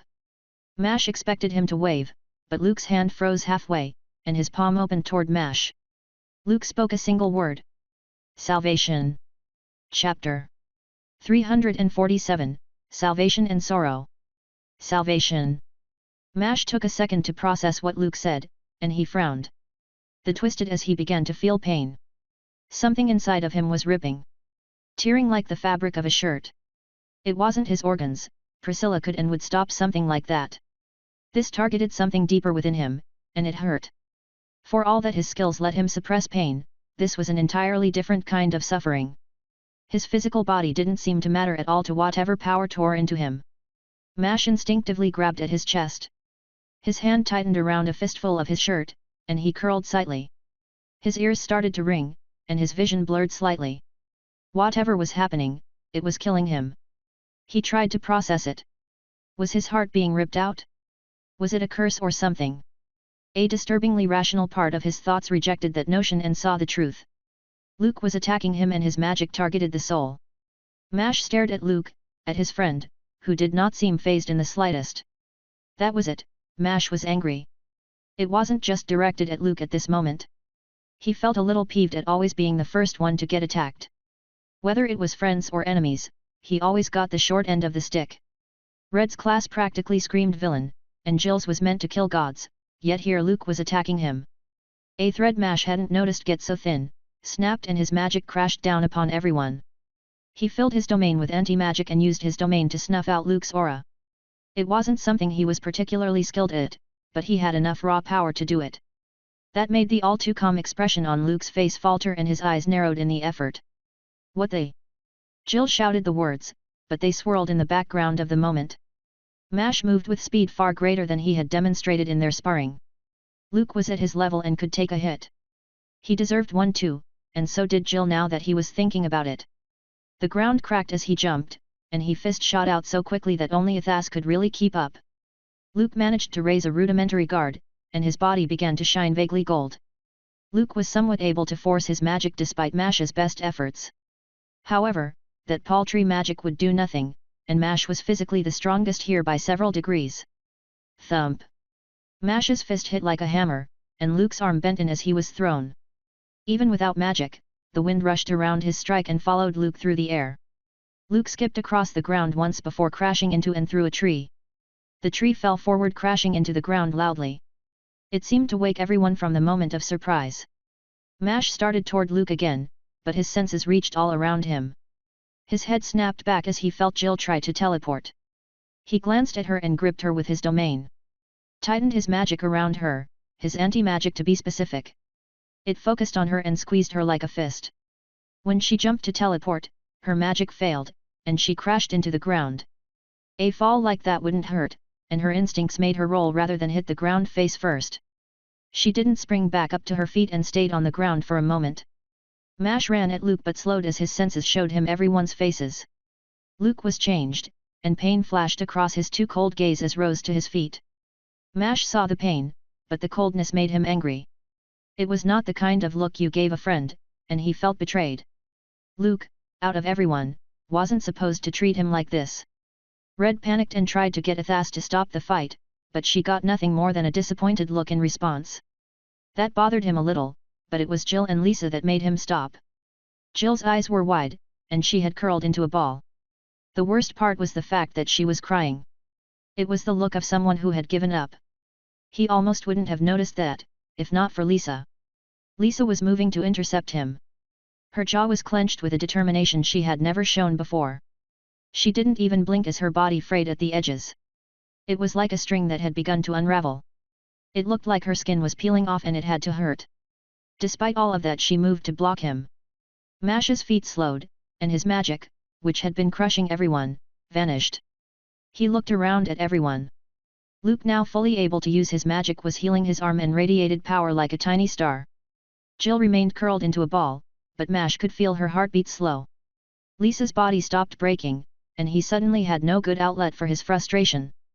He tried to find that thread and tie it together, but it wasn't that easy. He couldn't leave things as they were, not now. The little jabs had gone too far. Mash could tolerate or accept a lot to be with his friends, and they had done the same, he was sure. That line was crossed when Luke tried to kill him. Mash was durable, and would probably even accept losing an arm or leg as a simple joke now. Jill hitting him out of fear, surprise, or as a joke was honestly fine.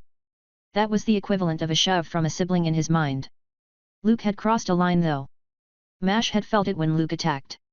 That was something meant to kill, not something Mash could just ignore, as much as a part of him still wanted to.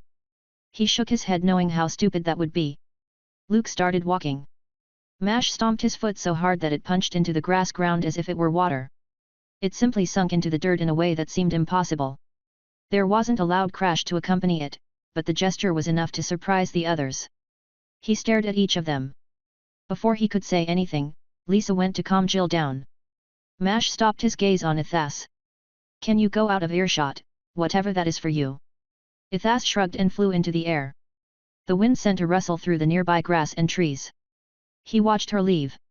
She would probably listen regardless of what he said, but this at least gave them the facade of privacy. Then he turned on Luke. While most of his anger had been doused, he was still frustrated. "Are you going to try and kill me again? I can knock you out first in that case." Mash stared at Luke, and his voice was loud. He could feel the heat in his words and did nothing to hide his expression. Anger and betrayal crashed across his face in waves. Ultimately, it just hurt. His friends, or at least those who he considered friends, might no longer call him the same. Luke P.O.V. Luke met Mash's eyes and saw the pain in them. Saw it reflected in his soul and felt the anger and hatred lessen. Suddenly, he was broken out of the trance of a moment ago. He had seen the wrongness in Mash and had tried to correct it whatever the cost might have been. It wasn't something he would do, but he hadn't felt like himself. The anger and hatred weren't his alone, but the God before. The piece of divinity carried with it all of whom that man was, and Luke could still hear his anger. It didn't vanish, he couldn't force the thoughts out. They weren't his own thoughts or memories, but they had found a place in his mind. He felt like two or more people. One who had lived far longer and was far less trusting of Mash. The other was who he had been a day ago. A person who could and would die to help his friends. Luke didn't feel like that man anymore. He knew how callous that made him, but his responsibilities were greater now. The last God left him with a lot. Luke almost thought he was the man. Oddly enough, they shared a name. They were both Luke, and that made it significantly harder to separate his thoughts. That was the price of this power. The power that let him block a punch from Mash even without any magic. Another thought popped into his mind, one that said something very different. Mash had managed to shut down or subdue his powers. The power of God and divinity were not something for the likes of him to interfere with. Luke nearly punched himself to get rid of it, but the fear behind such a thought lingered. Mash was terrifyingly powerful. Even now, Luke felt weaker than him. The differences in their domain were enough to prove that, but he felt like he would lose with or without magic. All of those thoughts bounced in his head, as he finally replied to Mash. It wasn't me. They weren't the right words to say. It was him, just a part of him that was stoked by another's memories. That part didn't want him to talk, it wanted him to fight and take advantage of the moment. If he could just touch Mash, he was sure he could get through any defense. Then he saw the genuine flash of hope on Mash's face and shuddered. He pushed away the thought of killing his own friend, even if it was temporary. That had been the information that truly made him act at first. The other him knew that Mash wouldn't die, not really anyways. He spoke, fighting against the other urging for his position and power. When I advanced, the power came with everything. I inherited the previous god's powers and received all of his memories and beliefs too. It feels like I'm two people. No, that's not exactly correct either. It was more than that. Those memories were just that and couldn't force him to do anything.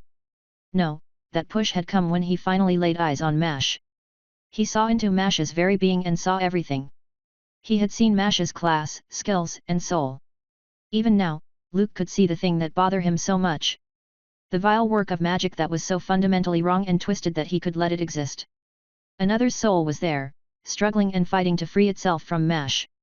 It crashed against a cage it could not escape, and it was dying. The soul was slowly becoming nothing, as it fused or dissolved into Mash. Luke's hand slowly rose, and he pushed it down with the other. Mash didn't step away. Luke watched as Mash's gaze drifted down, as his soul revealed his emotions like paint. Guilt and shame filled Mash so completely. Luke wanted to feel the same way, but he couldn't. The other him pushed against those emotions too strongly. It left him feeling worse. Ironically, he now felt guilty for a lack of guilt. Looking at Mash and the others, he knew that he had so much he needed to say, but he didn't know if he could trust himself enough for that. If Mash did or said anything wrong, Luke didn't think he could stop a fight. He couldn't let things be like this though, so he forced himself to try again. Chapter 348, Pathing. Mash searched through Luke with his domain and saw nothing. He didn't care though. Another man's memories, his life had been given to Luke. The butchered explanation managed to get that much across to Mash, and he couldn't help but make a comparison. Priscilla's ever-present presence within him seemed like an echo of what he was going through. Although, judging by the very obvious internal conflict, he wasn't as aligned with his other self. He thought about that for a second, and his anger just petered out. Luke took a long breath, and Mash watched him carefully. He wondered who would speak. The power of a god comes with all of the memories and knowledge of people who had that power before. It's a lot. I can see a living soul in you. It is dying, dissolving into your soul. You promised me you wouldn't do that. It's wrong. Everything about it feels wrong. Can you even imagine what that's like? Mash nodded. He understood that. His own aspect worked like that, but to a more extreme degree. His aspect's complete refusal of anything that resembled control was more absolute than Luke's situation. And you needed to kill me for it. No, I tried to save you. Separate you from the soul. And I knew that you wouldn't really die. Mash, you can't ever die. Even after every world turns to dust, you will be there to witness the end. The universe will end with you in it, and you will come back when it starts again. That is the nature you have chosen. Concern bled into Luke's voice as he explained. Mash shuddered at the explanation. What would that even be like? How long would he have to live alone? He realized then, just how lightly he had taken his power. It wasn't the strength that made it terrifying, it was the inevitability. Hey! He didn't have a good way to respond to that. Just processing that information was hard. He looked at the others that were watching him carefully. Their faces were blank, and he wasn't sure what to do. Well, what would happen if you had killed me? Wouldn't I vanish for a long time? Yes, but even 1,000 years will be a drop in your life eventually. That's not the point. Mash retorted instantly, some heat entered his voice. He didn't even need to think about his response. The anger in his voice kindled the fire of hatred in Luke. Those 4 words set Luke off, and he slammed a fist into the ground. It left a crater in the dirt and made Jill flinch. She was a spectator to this argument, as were Red and Lisa. Mash, you can't keep a living soul like that. Even if the king deserved to die, this is a fate far worse than that. Can you even imagine how much pain he is in? Luke's eyes had filled with the golden light of his power. It radiated from his sockets like flashlights. Mash didn't flinch. He had 2 very good reasons to refuse him on this matter. No. He deserved worse than death. If anything, this is too easy. I didn't tell you everything before, but he sacrificed all of his slaves. All of them just died without ever even knowing why. The light in Luke's eyes flashed at the words and he grew conflicted. Mash saw that gaze dart at Lisa. Mash watched her too and saw how tightly her hands were clenched. Mana leaked from her palm as her nails pierced the skin there. She said nothing. It seemed like everyone else was content to listen. They probably understood that this discussion was beyond them in a way. They didn't yet understand how the power they received at 200 had changed them. Just because someone commits evil, doesn't give you the right to do it. Mash, you are not a judge. That is not your purpose. Luke's response made him understand something. Mash hadn't described all the details of his fight, and he would need to rectify that now. I know what my purpose is. And there was no one else who would deal with the king, but me. Nobody but me could kill the king. You might be strong, but you're not the strongest person alive. Mash shook his head and tried to find the right words. I was in that fight. Wait, don't argue. I used the aspect of change. It sped up time for me and the king. I don't know by how much, but my attributes changed with it. In that fight, I could literally destroy the world just by moving. The king managed to steal half of that power. If he was alive, or you freed him, he would still have those. That power would make him the strongest by a wide margin. Mash, you think too highly of yourself. If he could steal your attributes, then others could as well. If not, there are other ways to beat it as well. Anything you say is just an excuse. All you're doing is fulfilling your own desires. You may be right, but my desires are changing the world for the better. Mash couldn't see the future, but he didn't need to. The world would be better without slavery. Some might try to bring it back, but most of the slavers were either hiding or dead.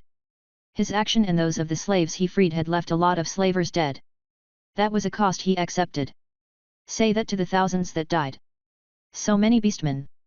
So many innocent people were killed by a suddenly free monster or criminal.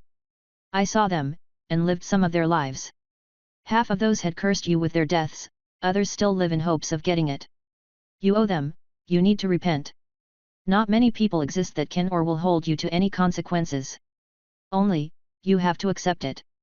Luke's words drew a whole new kind of silence. Not because of the implication alone, but because there was an odd certainty to his gaze that the Luke of a day ago could never manage. Mash stared at his friend. He had changed so much it was weird, disconcerting in how it made him feel like someone or something had replaced Luke. His domain, and Jill's presence, made that an unlikely situation. I can't do that. There is too much I need to do. Who knows how long I would stay dead? If I missed even a year, I feel like everything would become unrecognizable. A decade, a century, or more. The world wouldn't even be the one I had wanted to help anymore. Mash's response came with an assuredness that probably seemed callous and blind. Luke had become almost unrecognizable after a day. 1,000 years wasn't just enough time for the world to change. Luke's information didn't change Mash's opinion at all. If anything, it strengthened his resolve to never die. At least not until he was sure that his friends and family would be fine without him here. Plus, he still needed to find the world owner. One of the two Lukes didn't share his opinion. Would that really be so bad? I can make protect everyone until you get back. More importantly, the world isn't ready for you. Luke fully believed in every word. He stared at Mash with the intensity of a god, and he didn't blink at all. The light pouring from his eyes made it feel like Mash was staring into the sun. Mash met the gaze. He could stare into the sun. Light or the lack of it didn't really bother him.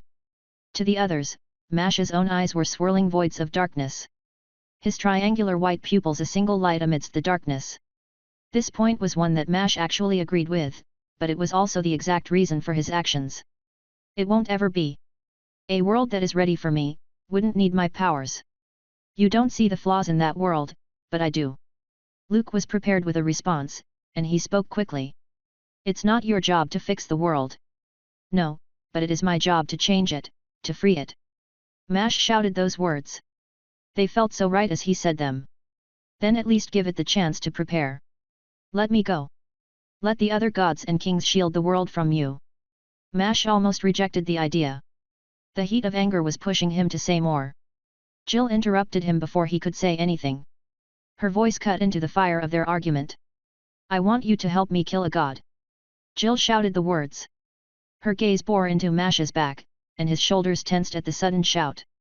He had almost attacked instinctively. Jill didn't flinch and she teleported between the middle of them. She stood staring down at Mash and then turned to Luke. She glared at him in equal parts before speaking. Luke wants time to help his people, fine. Or are you going to say that your mission can't wait? That you won't help me? Mash faltered, his anger vanishing as Priscilla showed him a memory from moments ago. He saw Jill broken on the ground, crying from having her magic stripped away. Even if it had been an accident, he owed her. However, he didn't want to wait. His aspects and being pushed for him to act. He kept his tone neutral as he responded. Now? I will be a lot stronger after changing the world. Now. I'm tired and desperate. Mash, your attack felt so similar. She shuddered, and her wing very gently curled around her. It definitely seemed like the thing was responding to her emotions. Her whole body shook, and he held out a hand to catch her. She didn't look like she would fall, but it seemed like she could use a hand either way. He drew it back as she stared at him. His domain revealed a lot, and he felt the fear in her. Sorry. There was nothing else he could say. No, don't apologize. Mash, you're the only one strong enough to help. You are the only one that might be able to compare to the thing. Just referring to the god that was torturing her. Her eyes darted about and her breathing quick. Jill swallowed down the emotions and forced a smile with her next words. Actually, you might be scarier than it was. And I can find it now. Chapter 349, Order to the Madness. Mash nodded, his eyes softened as he looked at Jill. He would help her kill this god. Jill claimed to have a way to get to the god, which was more than he could say for the world owner. He did have a plan for that, although there was no guarantee that it would work. Jill's gaze became eager at his nod. Her gaze was a little wrong, foggy, twisted, and insane. It was at that moment when Red walked into the conversation. I want to destroy my family. The betrayer is alive, and I would imagine he is at your level. He did kill a king after all. She just threw that into the middle of the conversation as Jill had. Mash kind of understood why she chose this moment. This was it. They would have to decide what was important to them. They could stick together, but their plans didn't align. Mash stared at the group, and his hand clenched instinctively as if he could literally hold the group together with his bare hands. He couldn't. Is this it? Are we all going to do different things? He didn't want that. He would help the others even if it bothered him. There were some things he had to do, and he knew that his actions would help people. There was a cost, and it frightened him. He expected Red to agree, but she shook her head. No, I don't want that. Lisa said something to me, and I realized that we weren't thinking about this right. Lisa said that she wants to help each of us. Mash's clenched hand relaxed, and he stared at her. Just a few words were enough for him to hope. He could try and wait for Luke, but there would never be a right time for him. Even if Luke had 1,000 years to prepare, Mash was certain that his actions would change the world either way. There would never be a good time for him. Red's intentions didn't seem to care about that. We should just help with everything. Mash, you don't actually know when you will find the world owner. It might be this year, but it might be in 100 years. Let's all help the people brace for it. What do you even want to do with the owner? Red put the question in the air. The one that he had yet to share the answer for. It was obvious if you considered what he was, but he hadn't actually told them. Red and everyone stared at him. Curiosity flashed in their eyes. He spoke clearly, making sure that they would understand his exact intentions. I'm going to kill them and become the new world owner. The words didn't make him feel cold. That wasn't even the whole plan, just the part they needed to hear. He could explain the rest later. This was what they would be agreeing to if they decided to help him. In his domain, he could see all of them react. Lisa and Jill gave him a nod of understanding. Had they guessed it? Red's emotions were hard to read on her face. The sickly grey skin made it hard to see, but his domain and her own skills let him feel her emotions. A very chilly acceptance hung around her. Even Luke nodded after a little bit. Fine, let's leave it that for now.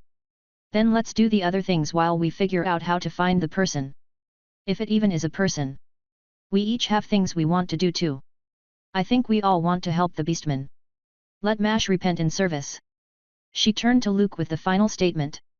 His eyes still blazed like golden lights, and Red struggled to meet them. Just as Mash was different from Luke, Red's existence was another that Luke's power couldn't accept. Other than Lisa, Luke's divinity probably didn't like any of them. It wasn't exactly a holy group of people here. A god slayer, a taboo plague being, and finally a chimera of chaos. He didn't have the aspect of chaos, but his actions were chaotic.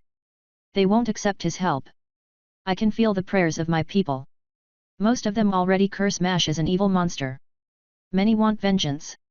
Luke spoke and his body tensed. It flashed gold for a moment, but he managed to suppress the other him. The sight was as startling as it was dangerous. Luke was dangerous now, especially with everyone else here. So what? They can't refuse Mash's help, and you aren't the god of vengeance. Go and help them, with Mash at your back, nobody can stop you from securing a place for your people. Hope. It rose in Mash's chest as Red spoke. Her points weren't ingenious, but they had been too blind to see it before. He had been especially irritated, and Luke was still figuring out his situation. Mash nodded eagerly as Red spoke. He wanted to help the Beastman, although that might be difficult if his aspects get involved. Can he actually forcibly help people? Freedom might say otherwise. He could test it though. I don't know if I can wait for all of that. Jill's eyes were sharp. Stiff and narrow as her single-minded focus bore through the argument. Red looked at her and did something unexpected. She hugged Jill. Pulled her into an unexpected embrace. Jill seemed the most confused of them all. It was an awkward sight. Red was shorter than Jill but was squeezing her tightly. Red's grey hair and sickly skin made him think it should be the other way around. The hug stopped being awkward after a moment, and Red spoke slowly. Of everyone here, I'm not letting you run to your death. Your family needs you. They deserve it. And we need to figure out how to kill a god in the first place. Let's figure that out first. I can think of at least 3 people we can question. Not to mention everyone that will want to meet Luke and Mash. Red was a little too good at dealing with Jill. Jill nodded, and her wing wrapped around the both of them for a moment. It seemed a little bigger too. Then she looked around at everyone else and spoke. Sorry, that's not. I mean, I kind of freaked out and overreacted. Sorry. Jill's face turned a little pink as she apologized. Mash looked at her, and then at Luke. I'm sorry too. Not for hitting you, Luke, you deserved that. But for doing all these crazy things and just expecting you guys to be there. Let me just explain everything. Mash prepared to share his whole plan. Tell them what he planned on doing with the other powerful people. Luke hesitated. I'm not sorry. I can say the words, and a part of me might mean them, but it wouldn't be real. I will take your help though. I will be made mortal for doing it though. It might be the whole godly thing, but his words sounded like edicts. When he spoke, it felt like there was a truth behind his words. It was as if his words were literal bonds. Mortal, why? Mash just couldn't believe it. Why would help make a god mortal? If I do something against my divinity, I become mortal.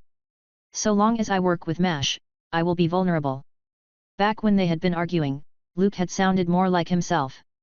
Less self-important and absolute. Now his words were so certain and harsh. It's so hard to reconcile the current Luke with the friend that he remembered. Those words stopped Red from insisting. She took a long breath. There are some details we will need to work around. Maybe Mash can help indirectly or something. Will you know when you become mortal? Luke nodded, and the conversation devolved a little.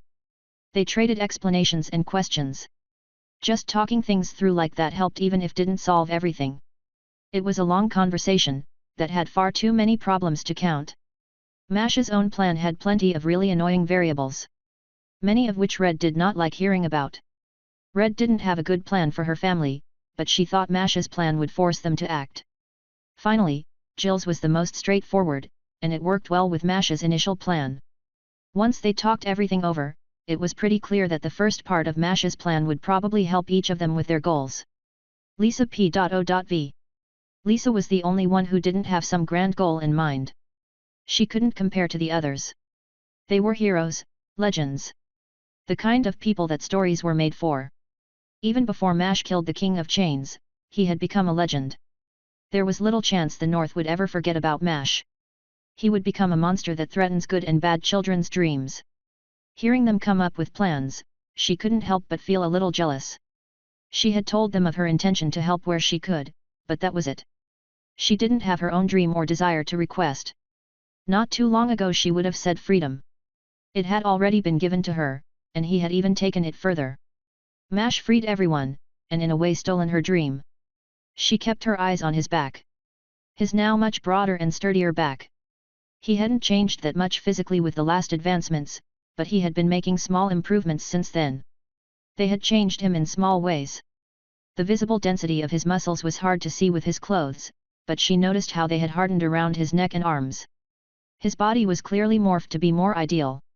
Jill had mentioned how it was more than a little disturbing to her, even before her recent advancement. Lisa might be biased, but she liked it.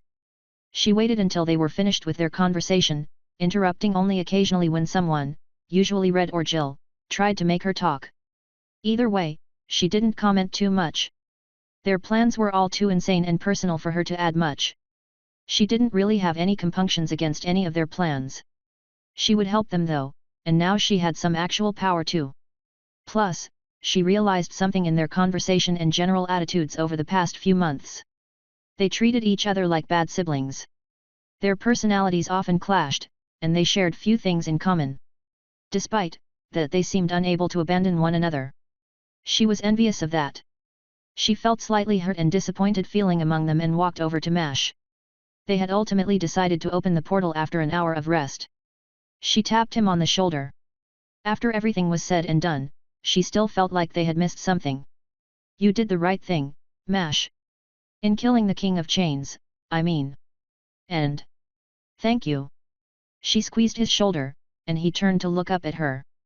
His unnaturally white pupils pulsed with a dormant light, and he smiled, showing her a monster's grin. Sharpened teeth filled his mouth like a small dragon's fangs. Then she remembered something else. What about Athas? Chapter 350, Back into the World. Mash opened the portal and stepped back into his home world. As soon as the portal opened, something entered it. He sensed the object and deflected the knife with a scaled hand. The scales on his hand expanded to the rest of his arm as he blocked more projectiles. A lot of knives and arrows flew through the portal. He closed it and turned toward the others. How do they know? This was the third time that had happened. The first time it had been a fireball. It hadn't hurt, but it had been annoying. They had been trying different locations, but there was always someone waiting. It is probably a prophet. I don't think they intend to kill you. This might just be an unsubtle way to say, stay away. Lisa offered the suggestion as she hovered over his shoulder. She was watching him carefully, and he couldn't help but notice her. A prophet would know that this is pointless, right? Whatever, I'm just going to walk through. He looked at the archway for his portal and willed it to open again. Even before the portal fully formed, he ran toward it. Scales now covered his entire body. Knives clattered against his scales without doing any damage. They glanced off of him ricocheting into the air randomly. His domain instantly discovered the many attackers. At least a dozen people were there, though only 2 were throwing knives at him. The knives were oddly shaped too. The blade was triangular and pointed. The people who threw them wore cloth wrapped around their entire bodies. Only their eyes were visible through the cloth on their face. Stop! This is just stupid. Just give me the message. Despite the fact there were obviously 2 distinct nations represented here, he was confident that the translation effect would work on both simultaneously. Only one of the groups was attacking him too, but in a way that wouldn't even hurt anyone at this level. It was the equivalent of throwing fruit or paper at someone.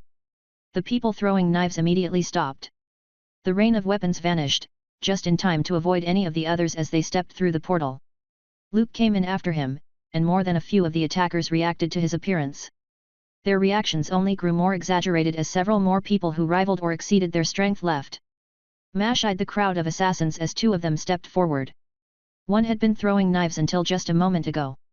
The other wore a full set of plate armor, and their face was completely hidden behind a black metal visor.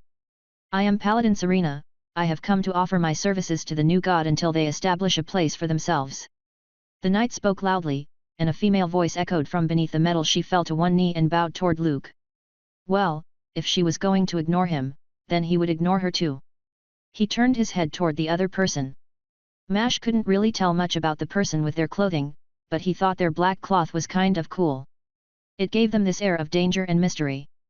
The man held a mirror toward him. It was bigger than the man's head and it took 2 hands to hold properly. He held it like it was a precious treasure. The mirror flashed and a woman appeared as if it were a gateway to another place. Mash was kind of tempted to try and throw something through it but decided against it. The woman who was looking at him was not happy. Her eye was narrow slits, but they were angled down in obvious anger. Her hair and eyebrows were a strange orange-red that reminded him of fire. She looked at him for a long second. It changed when the final person walked through his portal. Ithas stepped out of the portal and nodded toward Mash. Then her magic vanished, and she grew from her mock-human form into a resplendent white dragon. She wasn't a giant creature of physical power, but her sleek form radiated magic like a physical stench. A simple glance was enough to know that she was powerful, and the person in the mirror recognized the power too. She took off and zipped away, ignoring the entire situation with uninterest. Well, she had gotten her story and probably had plenty of things to inform her family on. Mash was only a little concerned about more dragons approaching. Ithas had shown him just how apathetic they were, though they would probably do something at some point. He would deal with that when it happened. The woman in the mirror stared after Ithas as she left. Mash watched her with interest. Her hair, even her eyebrows had changed color. It was no longer the fiery shades of red and orange, but a weird shade of yellow. Now that was a strange sight. So, who are you? Mash spoke with less formality than he knew he should. This person was important. The many assassins and clearly expensive items made that evident. None of that mattered to him though. He didn't want to pretend to have any sort of relationship with the woman. Plus, he wanted to see how she would respond. Her hair shifted from the yellow shade to something that could only be described as a disappointed purple. Mash wasn't so dumb as to understand what was happening. A person whose hair colors changed to match their moods. You are speaking to the Empress of Adria, the Radiant Empress of Colors, the Rainbow Empress, Wyvern Slayer, God Killer, Pure Moon Dressmaker, Painter of the Third Scene, Chef of Blue Noodles. Mash listened as someone unseen introduced the Empress with a plethora of titles that couldn't be real. While he wasn't trying to be formal, he didn't want to interrupt either. Honestly, some of the titles were kind of funny and interesting, so he just let them prattle on. Eventually, the speaker paused. Teacher of Fruits. I am not saying this. The speaker grew exasperated, and he wondered what title among all of those had offended her enough to stop. The Empress's hair was flashing pink and blue as she laughed at some unknown speaker. I am not one for formality, though my servants insist on these introductions. It's become quite humorous since I usually decide my own titles. Those were all real, even the one that Mayu refused to speak aloud. Refer to me as you will. It was weird, he felt like he was seeing her voice rather than hearing it. The color of her voice matched her hair color, and he rubbed at one ear trying to figure out what was happening. Should he rub his eyes? Yeah, those were some titles. I'm Mash, or the Chimera of the End and Beginning. I probably have other titles at this point, but I don't know what they are. She looked at him carefully. Well, that title sounds far better than any of mine. And it's more than just a title, is it not? Yeah, it is. What was with the knives? The Empress rolled her eyes. It is an excuse. Now, I can claim our meeting was more violent in nature. Many people hate you. I believe there is a renowned sword master coming for you. His group is among those that match yours. I must ask, what is your group's plan? So many people at your level of power grouped together can change the world drastically. You alone managed to cause me some problems. Mash winced as the Empress's voice was tinged with orange anger. I'm sorry about that. I was kind of focused on something. Our group has a handful of plans. I actually don't mind telling you mine, but can you make a big thing of it? Like, get all the important people you can, because I feel like they will want to hear too. We have only just met, and you want me to organize an event for you? I'm not against the idea, but you must have something to offer me in mind. Mash hesitated, he actually hadn't considered that at all. His expression must have given it away. Since the Empress continued afterward. Did you assume that whomever you asked would just agree? Mash raised his shoulders defensively. Well, what do you want? I can probably do a lot of it involves freedom or change. Or I can kill some monster or something, not a person though. She raised an eyebrow. If I can request anything, would you formally become a member of my nation? Or sign a treatise of some kind? I would accept a public showing of peaceful interaction as well. Also, provide me with 3 dungeons, and visit my nation. Now Mash raised an eyebrow at her. I can't make dungeons. He trailed off as Red smacked her forehead behind him. He continued once the realization was dawned on him too. Yeah, I guess I can do that. I got some other stuff to do right now, but I will come to visit soon. I also want to hear about how you killed a god. The Empress smiled now, her hair changed to a very pleased pink. Wonderful, hand one of your snake things to my servant, and I shall contact you again through her. Also, have your friend Jill mark a different servant. Mash nodded, more than a little startled by the amount of information the Empress had on her. He wasn't exactly subtle or secretive about his abilities, but she knew a lot, and not just about him. Jill jumped a little at being addressed. I can do that, but are you sure? She asked the question but teleported beside one of the servants a moment later. The servant spun a knife in hand. It just froze before touching Jill's wing. Stop. Sorry, but they are rightfully frightened. And yes, please give her a mark. It will be fine, I have methods to remove them if it becomes necessary. The servant stiffened at the Empress's words. The knife vanished back into her cloth, and she fell to her knees in apology toward Jill. That shook Jill, who had probably just teleported as a joke. Mash and the Empress watched as Jill very awkwardly and carefully pulled the servant up to her feet. She placed the mark and teleported again. Don't punish them. Jill appeared in front of the mirror and made the request directly to the Empress. The woman in the Empress rolled her eyes. I don't understand why your people think that emperors must be cruel. I'm no villain to punish someone for reacting to danger. You are also very welcome to bring your family. As I understand it, your mother is a capable crafter who has been scorned by your homeland. I offer to her, you and your friends the same thing as Mash. The Empress's voice still bleed color in a way that was ominous, but Jill didn't seem to mind. She shrugged. I'll ask them, but the decision is theirs. Send them whatever offers you want. Jill wasn't particularly invested in this kingdom, though Mash thought she was a bit more committed than that. The Empress nodded happily. Perfect. I will be in contact again soon. She nodded her head at them. Mash and Jill waved awkwardly as the image vanished. The servants lingered until Mash gave one of them a body of Priscilla. Then they disappeared too. Not dramatically like he expected. They simply walked away casually. Mash actually couldn't remember the last time he saw someone just walk away from him. It felt odd. Well, she seems nice. Better than her. Jill pointed in the direction of the paladin who was talking to Luke. Mash watched Luke talk with the woman. He was talking down to her, like a lord to a servant, and he did it naturally too. The experience and memories of a god had changed him. It was far more intrusive than just a voice in his head. Mash took a deep breath. Time to find out what the paladin wanted.